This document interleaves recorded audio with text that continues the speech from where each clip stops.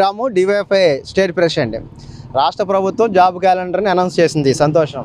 కానీ అనేక సంవత్సరాలుగా 2 సంవత్సరాలుగా ఊరిస్తూ ఉసూరుమనిపించింది.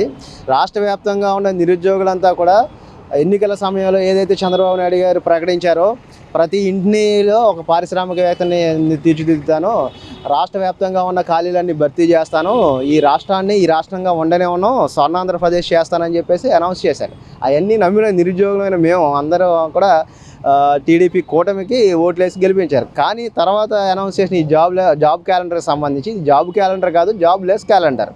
ఇప్పుడు ఈ సంవత్సరం ఉగాది సందర్భంగా మేము ప్రకటిస్తున్నామని చెప్పి అనౌన్స్ చేశారు. అది సోషల్ మీడియా వేదికగా అనౌన్స్ చేశారు.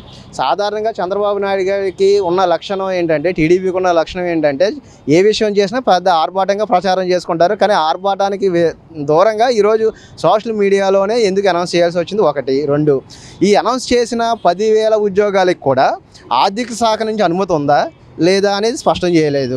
తర్వాత ప్రతి సంవత్సరం మేము జాబ్ క్యాలెండర్ని అనౌన్స్ చేస్తామని చెప్పారు. అది ఉగాదికి అనౌన్స్ చేస్తామని చెప్పారు. అంటే నెక్స్ట్ ఇయర్ కూడా 10,000 అనౌన్స్ చేస్తారా? అంటే ఇంకా 4 సంవత్సరాలు. అంటే మీరు భర్తీ చేసేది ఈ రాష్ట్రంలో ప్రభుత్వ ఉద్యోగాలు 40,000 అని మేము ప్రశ్నిస్తూ ఉన్నాం. ఈరోజు రాష్ట్ర వ్యాప్తంగా దాదాపు 2.5 లక్షల పైగా పోస్టులు ఖాళీగా ఉన్నాయని వివిధ సందర్భాల్లో మీ అధికారులు, మీ ప్రజాప్రతినిధులు స్వయంగా అసెంబ్లీలోనే ప్రకటించారు. మరి 2.5 లక్షల పోస్టులు ఖాళీగా ఉంటే 10,000కే ఎందుకు మీరు అనౌన్స్ చేశారు అనేది మేము అడుగుతూ ఉన్నాం. లైబ్రరీ పోస్టులు ఖాళీగా ఉన్నాయి, కానిస్టేబుల్ పోస్టులు ఖాళీగా ఉన్నాయి. అదేవిధంగా వివిధ శాఖల్లో ఉన్న పోస్టులు భర్తీ చేస్తారని ఆశతో నిరుద్యోగులు పొలాలు తాకట్టు పెట్టి, బంగారాలు తాకట్టు పెట్టి, అప్పులు చేసి ఈరోజు కోచింగ్ సెంటర్స్లో కోచింగ్ తీసుకుంటూ ఉన్నారు. వాళ్ళందరికీ, నిరుద్యోగులందరికీ రాష్ట్ర ప్రభుత్వం ఏ సమాధానం చెప్తా ఉంది? లక్షల్లో నిరుద్యోగులు ఉన్నారు. మీరు 10,000లో ఉద్యోగాలు తీస్తే, 100లో ఉద్యోగాలు అనౌన్స్ చేస్తే వీళ్ళంతా ఏమైపోతారు? కాబట్టి రాష్ట్ర ప్రభుత్వం ఎప్పటికైనా ఈ జాబ్ క్యాలెండర్ని రీషెడ్యూల్ చేయాలి.